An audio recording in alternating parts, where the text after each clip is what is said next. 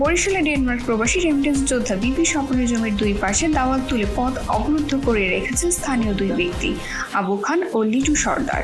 ঘটনাটি বরিশালের গৌরনদী উপজেলার। স্থানীয়রা জানায়, ভুক্তভোগীর স্বপন দেশে না থাকায় আবু খান ও লিটু সর্দার তাদের ক্ষমতার বলে স্থানীয় দাপট দেখিয়ে স্বপনের জমির দুই পাশে দেওয়াল তুলে দেয়। পৌরসভার আইন অনুযায়ী কারো জমির পেছনে থাকলে সে জমির জন্য রাস্তা রেখে দেওয়াল নির্মাণ করতে হয়, কিন্তু তারা সেটা মানেনি।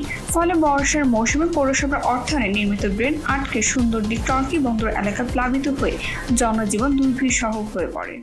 এখানে যার জায়গার মালিক উনি প্রবাসে থাকার ফলে ওনার অনুপস্থিতিতে আমরা জায়গাটা আটকাই দিছে রাস্তাটা, কিন্তু সরকারিভাবে বা পৌরসভার যেটা আইন যে পিছনে যদি কারো জায়গা থাকে সেটা তার রাস্তা রেখে তারপরে বাউন্ডারি দিতে হয়, কিন্তু ওনারা এই আইনটা ফলো করে নাই বা ওনাদের যে জায়গার পিছনের মালিক ওনাকে অবগত করে নাই।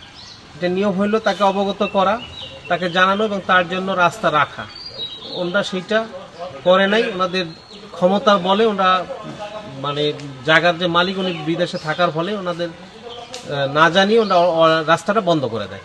কারা এটা? কারা নাম? এটা সামনের যে জায়গার ওনার মালিক, এটা উনি করছে। ওনার নাম কি? সম্ভবত ওনার নাম আবু খান।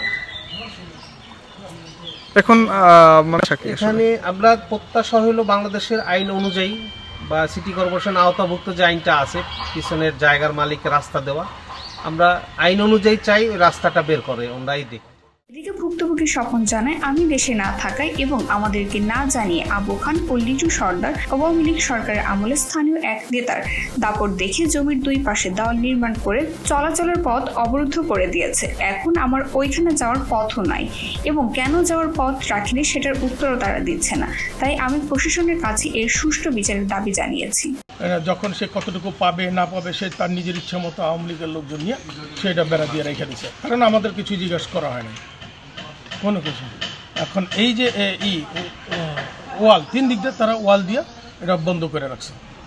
এখন আমি যে এখানে ঢুকবো কিছু করব সেটা তো কোনো পথ নাই, কেননা এই কিসের জন্য সেটার উত্তরও তো দিচ্ছে না। এই বাসায় নাকি আবু খান নামে এক ভদ্রলোক তার মেয়ের জন্য রাখছে, সে তারা এই জিনিসটা করছে, বন্ধ করে দিচ্ছে।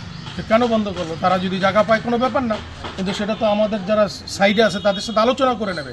তারা তো আলোচনা করে নাই। আলোচনা যদি না করে সে কতটুকু পাবে না পাবে আমার কোনো আপত্তি নেই, পাইলে পাবে। কিন্তু এখানে তার যে মালিক ছিল সে আমাকে বলা হয়েছিল যে আধা করা জায়গা সে হাঁটার জন্য রাখার কথা। কারণ আমি প্রবাসে থাকি, কারণ তারা আমার কাছে কোনো কিছু জিজ্ঞাসা করে না এবং তারা মনে করছে তারা প্রবাসে থাকে, সবাই কেউ জিজ্ঞাসা করার নাই, যে কারণে এটা বন্ধ করে রাখছে। আমি আশা করি যে তারা প্রশাসন এই ব্যাপারটার নজর দিবে।